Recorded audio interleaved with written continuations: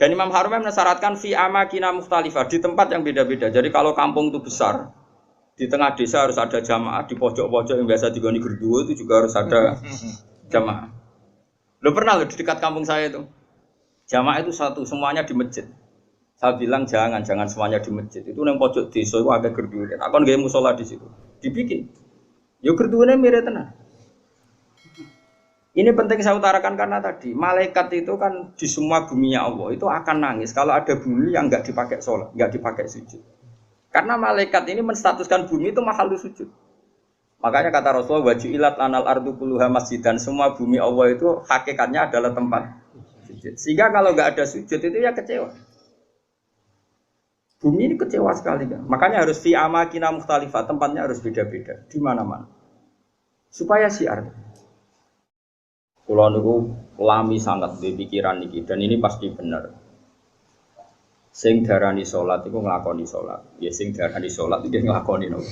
Salat. Terus kulo mulai takbir ngantos salam niku jenenge nopo? Salat. Kemudian kita ini hidup di dunia nyata. Misalnya kena ramangan niku ora iso salat. Ku awak lemes iku ngadeg kaya ora iso apa meneh nopo? Salat. Sehingga ada wasail, wong kon mangan ben kuat sholat. Kemudian ada wasail lagi, misalnya gini, ini pengokno tenan. Nabi Ibrahim itu nabi yang luar biasa. Beliau Khalilur Rahman. Dia tahu kalau fisik manusia itu kalau tidak makan itu tidak bisa sholat. Sehingga beliau itu ngerayu pangeran, ya Allah, Rabbana liyuqimus sholat faj'al af'idatam minan nasi tahwi ilaihim warzuqhum minas samarat. Gusti tiang-tiang Mekah, utai pecinta Mekah atau siapa saja yang Islam, niku paringi kelar mangan. Genak kelar mangan niku ben kelar salat. Sehingga para ulama juga mengkiaskan, misalnya begini.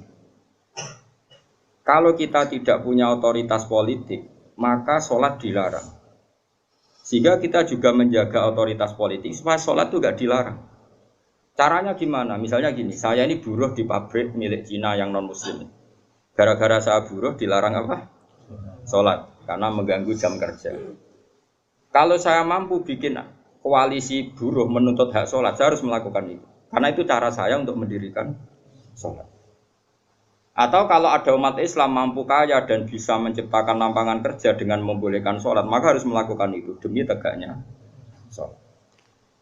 Makanya ini kelirunya kita. Nyongkone ngelakoni sholat itu pokoknya ini dewe sholat. Dia agak mikir bahwa untuk bisa sholat itu dibutuhkan kekuatan ekonomi, kekuatan politik.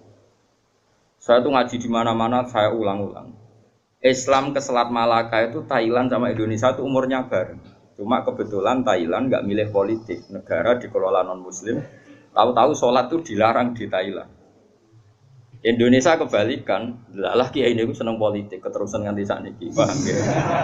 Akhirnya rawali songo itu Islam lagi rong generasi. Iku wis gawe demak napa? Wah, ratri mau sholat dilarang. Nara sholat ra iso dadi presiden. Jadi saiki sholat malah bupati kok ora sholat, terus ora ngarah dipilih, gubernur kok ora sholat. Lho, ora ngarah dipilih. Ana cawayu sholihah kok sing lanang ra mbebo sholat, ya ora payu. Ibu keterusan, paham? Tapi ini mau cerita. Jadi karena redaksinya Quran itu wa iqami sholat, mendirikan sholat supaya sholat itu berdiri, bukan kamu saja tapi seluruh negara. Dan itu dibutuhkan macam-macam tadi. Ibrahim nyontohkan kekuatan politik, kekuatan ekonomi, bahwa untuk sholat itu harus warzuqhum minas samarat, harus ada materi fisik, yaitu orang makan. Terus di ayat umum Nabi Muhammad dicontohno ciri utama agama wis menang ku Muhammad wala yumakkinanna lahum dinahumul ladzir tadallahum wala yubaddilannahum min ba'di khaufihim amna. Ciri utama kemenangan Islam Muhammad, nak orang melaksanakan Islam itu sudah ada ketakutan. Disebut wala yumakkinanna dinahumul ladzir tadallah. Jadi kira-kira perasaan kula ada satu negara yang lama sekali ada Islamnya, kemudian sholat di situ takut, sama negara yang sholat tidak takut. Cara alamat untuk futuhe pangeran yang milih negara yang sholat itu udah tak takut. Mergo Allah ngendikan wala yumakkinanna lahum dinahumul ladzir tadallah. Allah bikin tamkin itu kemampuan melakukan ibadah secara netral, secara kuat. Terus wala yubaddilan nahum mim ba'di khaufihim amna, dan mereka melakukan ibadah itu merasa aman, tidak merasa takut. Kayak dulu sahabat sholat itu sembunyi-sembunyi. Ba'da fathi Mekah sholat terang.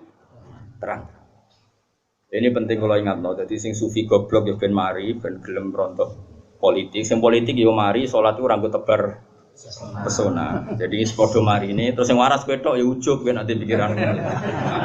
Ya pokoke iki ngomong ilmu ngono ae napa, ora usah ujug-ujuban, pokoke ngomong napa? Ilmu. Ora usah terus rasa suci dhewe yo ora. Wong rom yo lagi tak kandhani iki wae. Tapi yang jelas ning ayat itu jelas sorry ada kata-kata wala yumakkinanna lahum dinahumul ladzi irtadalahum wala yubaddilannahum mim ba'di khaufihim amna. Jadi ciri utama agama hebat itu kalau merasa tamkin. Kowe rabi yo iso, wayah yo iso itu berarti wis jos. Beragama secara napa? Benar. Paham ya? Tapi nak wani ya pokoknya sementing itu wani. Lho kalau di kanca bojone loro telu iku langsung legal kabeh didaftarno langsung legal kabeh. Kondang tenan. Rabi langsung wakeh didaftarno ya langsung legal kabeh. Ya hebat tenan. Tapi kok kuat suwe ora ya ora roh nek iku takdir no. Tapi ini penting kula aturno nggih. Kula niku kan maca tarikh niku kathah. Maca tarikh niku kathah. Di antara tarikh itu kenapa semua nabi itu kok menguasai negara? Enggak ada nabi yang enggak menguasai negara. Nabi Muhammad pada akhirnya menguasai Mekah Madinah. Ada Fathu Mekah. Karena dengan menguasai ini berarti sholat ibadah menang. Sholat ibadah menang. Kalau enggak ya dilarang. Dulu orang sholat di Masjid Haram itu dilarang. Dulu orang Islam sholat di mana-mana dilarang. Sampai Islam kuat, terus berani terang-terangan sholat. Fasda' bima dumar. Di Indonesia sekarang luar biasa. Malah pejabat yang enggak sholat itu dijeng wong. Kira-kira malah radadi. Golek bojoe wong ra salat saiki kangenan. Musibet. Wes pokoke jos.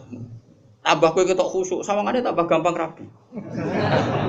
Jajal misalnya Mustafa nganti badhuke ngecap koyo wayah iku koyo mungkin. Lah berhubung sujude urung kaya kan sah ta ora wayah dengan badhuk ngene. Maksudnya geng meyakinkan kan. Koyo orang iso ngajak ning swarga lah. Pokoknya dengan rai seperti ini itu masih itu. Coba adekne wis abid, goni syarat sugih abid tok ya. Wis pokoke lakoni wis nawani. Tapi ini penting kalau terang ya, makanya istilahnya wa iqamis shalah, mendirikan. Jadi salat itu berdiri. Terus kedua kata Imam Haromen salat itu harus fi amakina mukhtalifatin, di tempat yang beda-beda, sing ma'rufah, sing dikenal. Jadi wong kok salat ning isor pring dhewean tuh gak sah dari Imam Haromen. Sholat kudu di tempat terbuka, terutama fardu. Sehingga kata Imam Haromen, kalau sudah ada jamaah tapi fi buyutim di rumah masing-masing, la tadharu bias syiar, yang syiar tidak kelihatan kutilu, tetap diperangi.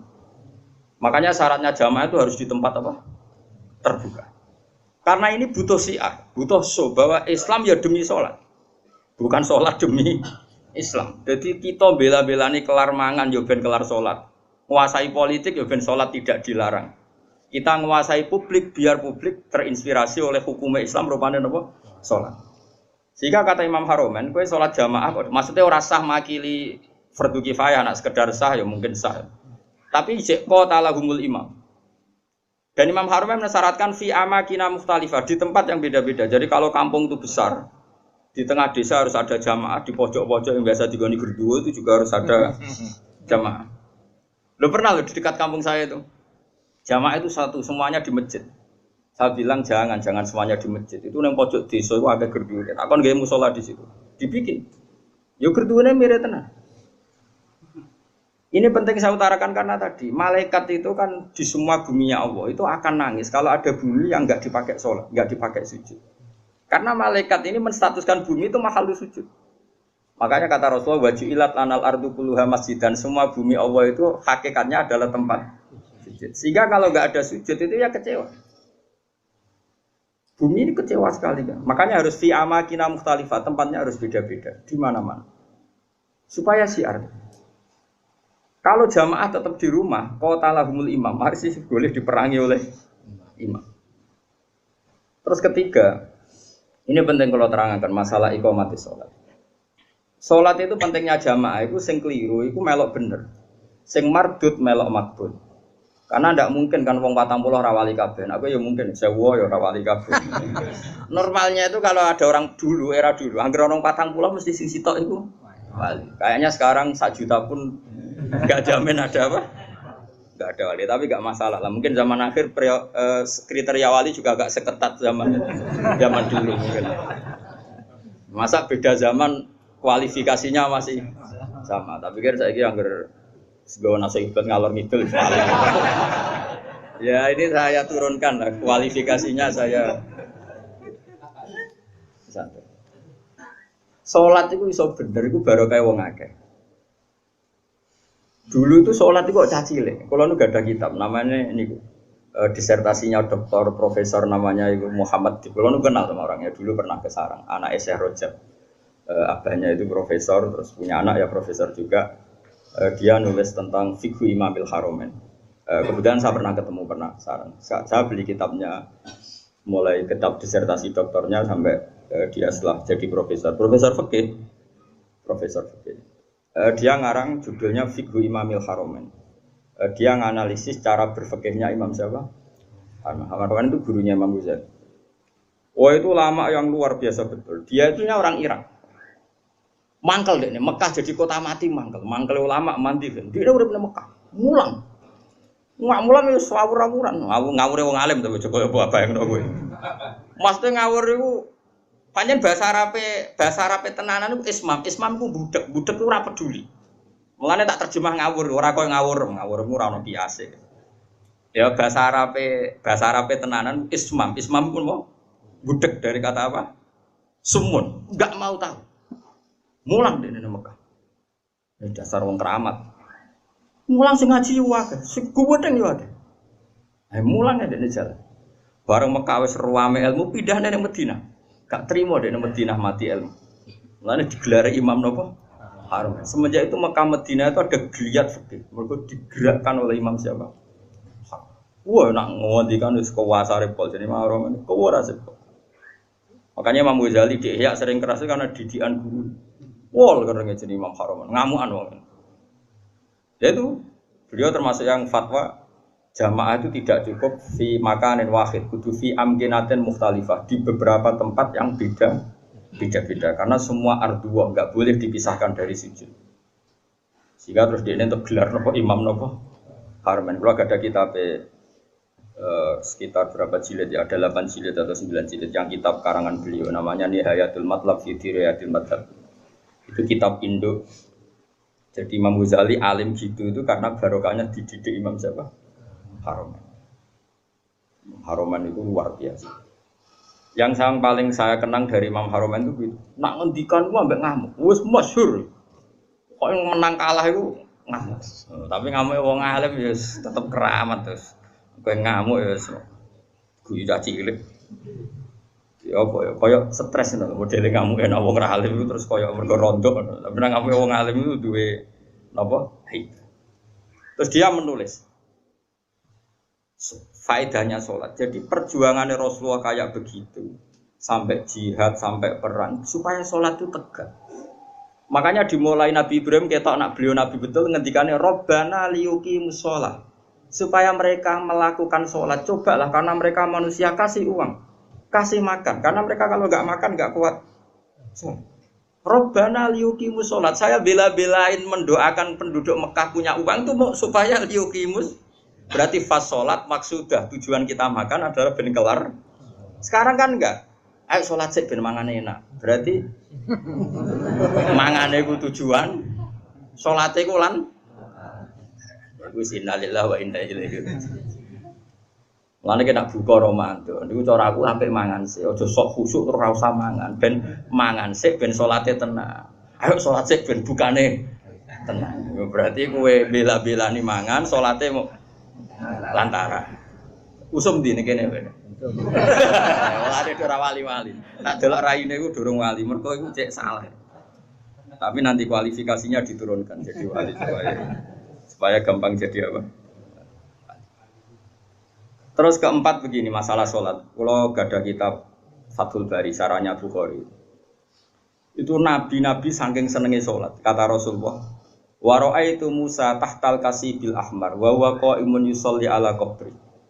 Saya melihat Musa pertama ketemu, dia masih di kuburan di tahtal kasibil ahmar. Ada gundukan merah dekat Yerusalem, itu sekitar berapa ya? Sekitar 6 kilo atau berapa. Karena kalau di teks hadis, saya ulang lagi, di teks apa? Hadis. Nabi Musa itu sebenarnya mau mati itu di Tih, mau wafat itu di Tih. Tih itu ya dengan Masjid Haram masih 20 kilo atau berapa, masih jauh. Terus beliau kata Nabi Musa, Nabi itu unik semua. Ya Allah, matikan saya romyatan bihajarin ila ardil muqaddasah. Saya inginnya mati banyak selemparan batu karena dulu enggak ada kiloan, enggak ada meteran, ukurannya romyatan dihajarin, sekuat orang melempar batu, ya sedekat itu saya mati.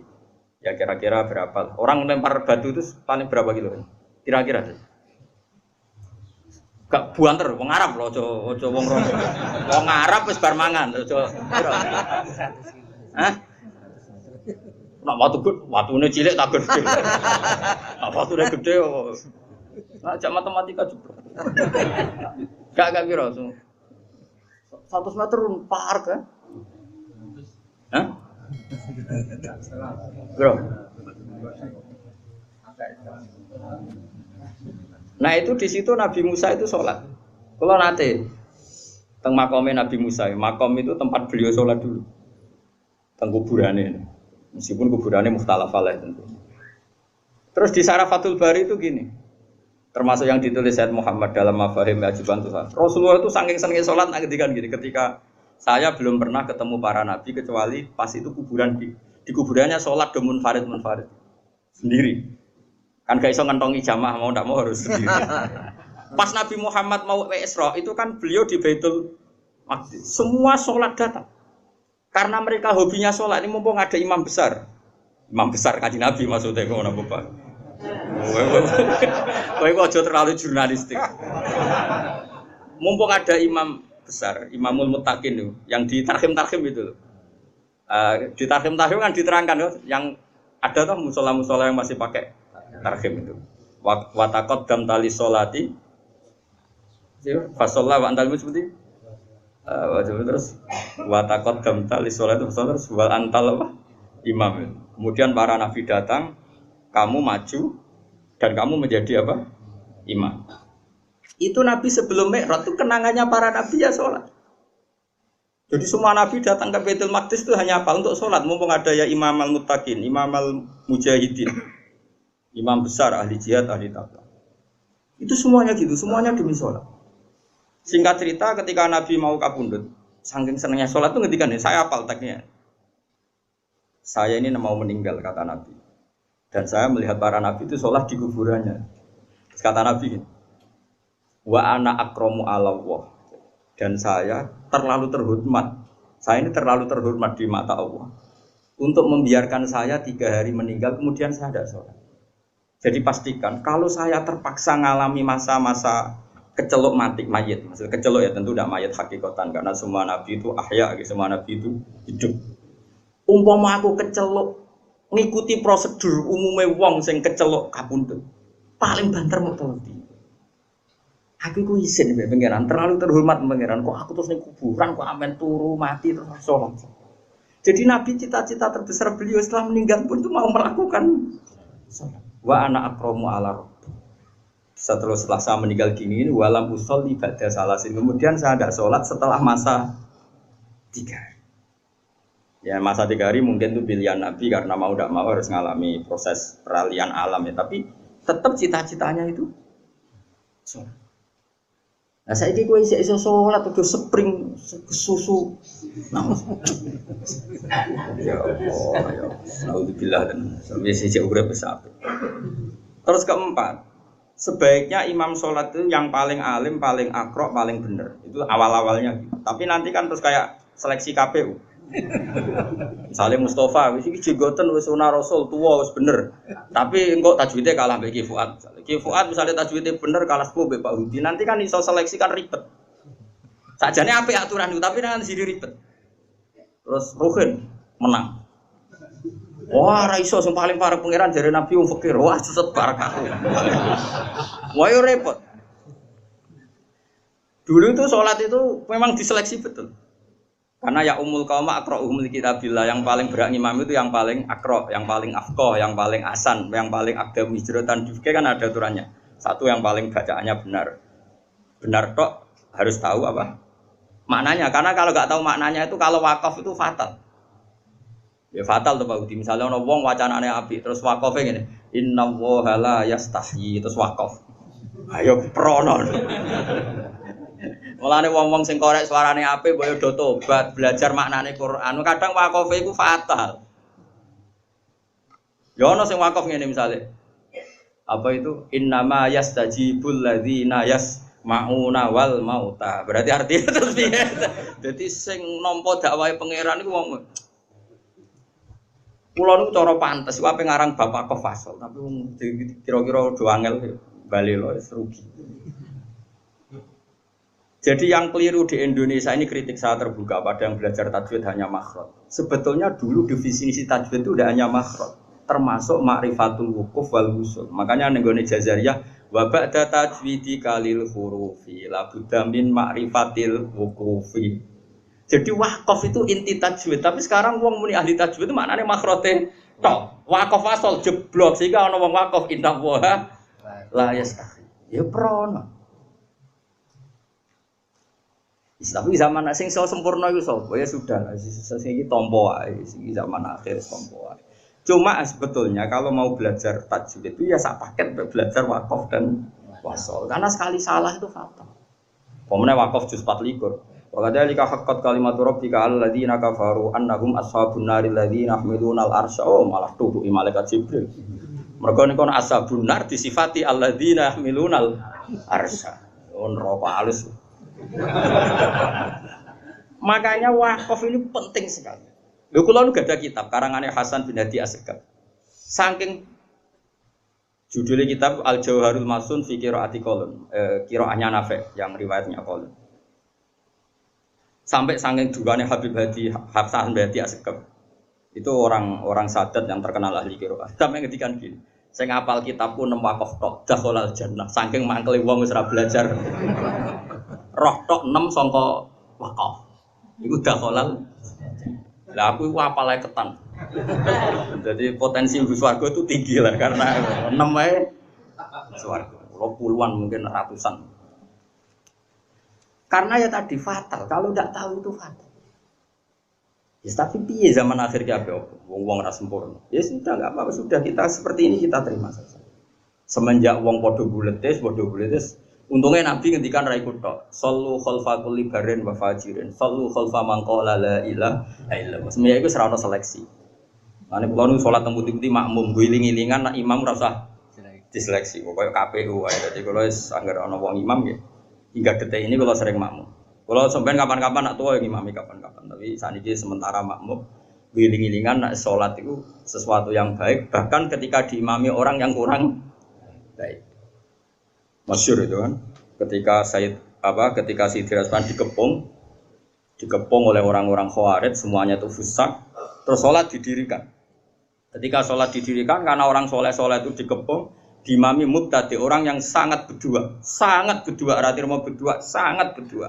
Bahkan orang yang imam ini termasuk orang yang menghendaki Husain terbunuh, Sayyid Utsman terbunuh. Orang-orang baik di dalam gedung. Termasuk Sayyidina Utsman, Sayyid Hasan bin Ali, terus ada Abu Hurairah, ada beberapa itu. Terus ketika sholat didirikan itu ada yang usul ke Sayyidina Utsman. Ya Utsman, apa engkau membiarkan mereka ngimami sholat sementara mereka berdua itu? Jawab Sayyidina Utsman lucu. As-sholat ahsanu ma ya'malun nas. Ini ada di Bukhari. Fa idza ahsanan nas fa ahsin ma'hu. Sholat itu perilaku terbaik manusia. Kalau mereka sedang sholat kan sedang baik, ya sudah enggak apa-apa kamu makmum. Setidaknya pas sholat itu sedang baik. Saking arifnya Sayyidina Utsman. Makanya sama makmum rugen yo bolak-balik. Setidaknya pas sholat itu pas waras. Lah kok pas wedo yo pas ra tanut to. Pas sholat Pak Mustofa itu pas sholat ya tanut. Tapi nak pas turu ngaji ya ora tanut. Jadi sementing itu pas sholat itu kearifan.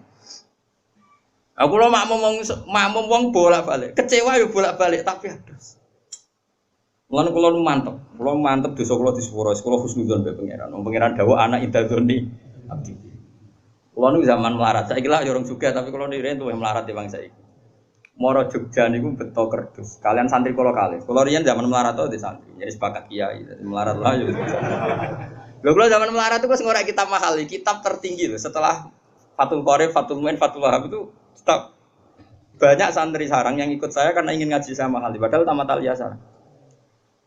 Jadi mulai dulu saya di Jogja pertama itu mahal. Saya kira tak dono nasoil bibat. Lagi nak gelem sorokan loh, tapi juga semua cowok tak balenin nih mulang nopo mahal gitu. Tapi sekali raiso tak usir. Itu makmum. Lala itu lu ngaku itu bada sufi, sama naruhan bada sufi. Pas antara Pati Purwodadi itu sudah masuk Purwodadi itu wae Jumatan. Kulo niku wedi pangeran.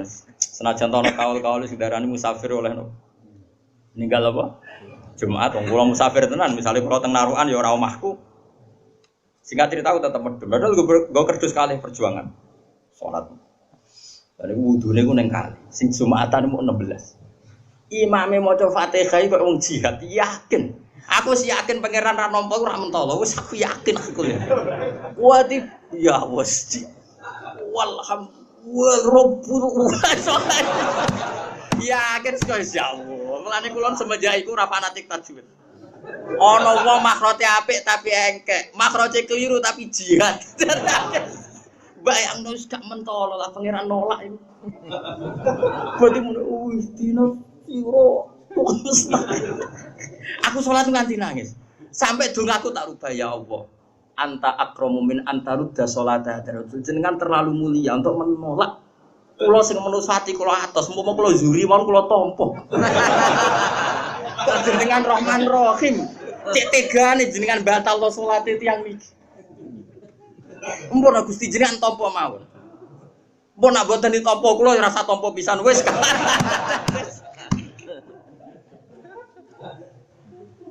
Insyaallah. Tapi kalau tetap majibno makhraj iki mau cerita, kira usah melok-melok, aja terus sensitif. Kok cawe wedok sensitif. Gus kok gak majibno makhraj, sembrono. Ya tetap wajib makhraj, wajib. Cara Imam Jazari sebuti wa hakadza menyu ilaina napa wasolain. Jadi Quran harus dibaca dengan tajwid karena mulai dulu ya Quran dari Rasul sampai kita ya dengan apa? Tajwid. Tapi ada kasus-kasus tertentu yang tajwid itu nggak bisa kamu wajibkan tadi. Daerah itu sudah terbelakang, ba'idun minal ulama. Singkat cerita setelah saya sholat Jumatan tadi, santri saya 2 itu ya ada. Dia sesuai prosedur fikih kalau nggak sampai 40 itu ya ada. Dan dia yakin kalau imamu qari'in bi ummin itu tidak sah. Wong dene iso ngaji mahal di dadi roh. Wong korek makmum wong ummi itu. Dene ya ada. Tapi aku ora ya ada. Ora krono sebab takok Gus lha jenengan dapat tidak ada. Aku nak ya ada iku mari takabur. Kaya salat wong ora ditampa. Wes aku spekulasi kok sowan pangeran atok rata kabur timbang ya ada. Wes kowe ya tetep ya ada aku ora usah. Tapi ya ada aku sampai isin mbek pangeran. Gusti jenengan iku wong mulya, zat sing mulya. Gak mungkin nolak salate tiyang niku. Wes 16 lah pun. Dadi aku ora ya ada aku kuwatir ujug kuwatir takabur mosok pangeran ra ngesano. Salate wong sing jihad. Obar runtusin mamah aku delok sakit. Lah mau Fatihah ngono geger. Kok wong kelahiran lho, kok wong kelahiran. Angel temen contone. Nah, mbon niku akhirnya makas tu sini nah saya bertahun-tahun seperti itu. Tapi wong alim sak donya mesti kembar. Pas niku kula ya ora roh takbir. Alal hak pas itu saya enggak tahu takbirnya. Bahwa sholat Jumatan 16, 17 itu sah. Pokoknya Dunal Arba'in itu sah. Singkat cerita suatu saat saya dapat kitab. Ya era-era sekarang itu dapat kitab namanya Tazkirun Nas. Dikarang seorang Habib alim alama namanya Tazkirun Nas. Beliau ngendikan dalam kampung tertentu yang masyarakatnya Dunal Arba'in enggak apa-apa sholat tidak usah sampai apa 40 dan sah. Terus beliau cerita, saya pernah kata beliau cerita, sebagian wali abdal pernah sholat di satu kampung di apa itu makmumnya mau 11 Jumatan. Terus ditanya sama muridnya, ya Habib ini orang 14 kok kamu tetap Jumatan di sini? Ono aku padha mek wong 1000. Dadi ya, dadi akhire ono wong makmum alim wis anggap ae ono wong. Panganan yo bener. Fa inna faqihan wahidan mutawarri'a asyaddu ala syaitani min alfi abidi. Berarti bandrole wong alim sitok iku padha karo wong. Wes aku GR dhewe iki mau wong 16 tambah aku sitok. Misale Aku ra 1000 nak trimo 20 cek. Lah. Buate cek ono lah nak trimo 50 lah cek ono lah kan. Yes. Tak dongkak. Karena tadi ini penting ya, supaya kita ini tidak angkuh. I'adah dalam konteks ikhtiyat memang baik, tapi kadang melahirkan takabur. Saiki ana wong makhrote apik mau digo qiraah engkek. Bariku untuk hadiah umroh. Berarti nek ning ngitmai Quran nak trimo entuk. Kowe ngerti entuk itu mendapat. Ya to. Tapi aku ora muni haram lho. Ana wong qiraahe apik, makhrote apik. Engkek juara qiraah paling untuk umroh. Diundang presiden, diundang menteri, amin qiraah ning kabupaten, entuk. Imam masjid iki macane keliru, tapi mungkin pendiri masjid, mungkin si digowo wakofan tanahe. Dekne macane Quran ra fasih tapi memberi ke Islam, tanahe diwakofno ke masjid. Nunggone masyarakat 16 gawe masjid. Dia pendiri Jumatan pertama di kampung situ. Gak tahu untuk apa-apa kok Islam. Kowe pinter tak entuk kok Islam. Terus kowe ketemu pangeran ayo. Kowe kok goblok makrojem, tapi pertama wonten masjid iku kula. Lah sing fasih makrojem, kowe kok fasih makrojem. Hadiah apa untuk umroh? Ya wis umroh ae. Swarga ben digo wong iki. Kena dikonokno pangeran. Ya aku ya ora bayangno tenan iki misale. Saiki ciri utama ngitmai Islam ngekeki tantuk, ayo jawab. Ayo jawab. Ngekeki yunfikun. Mulane kula kadang dadi wong alim isin perkara ini. Lho kula mboten sombong, kula sering nyetak Quran nganggo dhuwit kula. Ya sebagian diuruni donatur, sebagian dhuwit kula. Mergo kula isin, kula wis sering disalami template tiyang, sehingga saya harus pernah memberi Quran. Di puluhan juta, bukan 1 juta orang. Karena saya malu sering mendapat dari Quran, saya harus memberi. Kula nu kono kitab wong nganti lali jumlah. Saking saya ini biasa kecelok wong alim untuk salam template, masa saya tidak memberi? Karena tadi, saya untuk ganjaran itu memberi, yunfikun itu memberi, al-yadul ulya khairum al-yadis. Nah tapi aku misalnya, Quran waca tenanan, juara lomba, untuk umroh, untuk penghormatan. Ya ora haram, nah haramnya ora kan. Tapi ke wani ketemu pangeran hubunganmu mbek Islam mentuk kowe wani. Nah wani ya monggo. Mane kula niku jauh Gusti kula siap.